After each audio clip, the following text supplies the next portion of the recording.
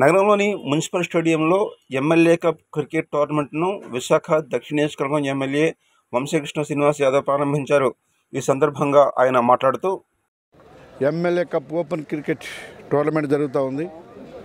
దీన్ని ఆర్గనైజ్ చేస్తున్న వారు బ్లూ జే సంక్షేమ సంఘం ఆధ్వర్యంలో కదిరి శ్రీనివాస్, రాఘవేంద్ర వాళ్ళ టీం అందరూ కూడా ఆర్గనైజ్ చేస్తూ ఉన్నారు.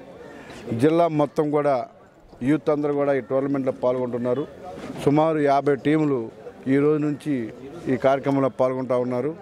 ముఖ్యంగా మున్సిపల్ స్టేడియం చాలా చక్కగా ఉంది. ఇక్కడ ఆ ఆటగాళ్ళకు కూడా ప్రతి ఒక్కరు కూడా క్రికెట్ మీద ఉన్నటువంటి మక్కువను తీర్చుకోవడానికి, ఈ ప్రాంతంలో యువతలందరూ ఎంకరేజ్ చేయడానికి ఒక మంచి కార్యక్రమం పెట్టినందుకు వీళ్ళందరూ కూడా మనస్ఫూర్తిగా అభినందిస్తున్నాం.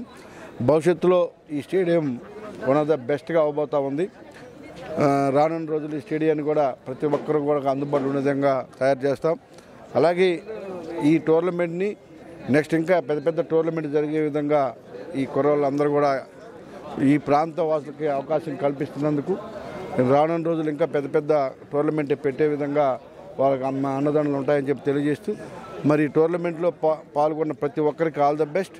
రానున్న రోజుల్లో ఇంకా మంచి టోర్నమెంట్ చేసే విధంగా ఈ యూత్ ఉండాలని చెప్పి, ఈ ఓల్డ్ సిటీని గ్రీన్ సిటీగా తయారు చేయడంలో యూత్ అందరూ కూడా ప్రముఖ పాత్ర పోషించాలని, ఈ స్టేడియం బాగా తయారైతే ఆటోమేటిక్గా ఓల్డ్ సిటీ బాగా తయారైనట్టుగా నేను భావిస్తున్నా.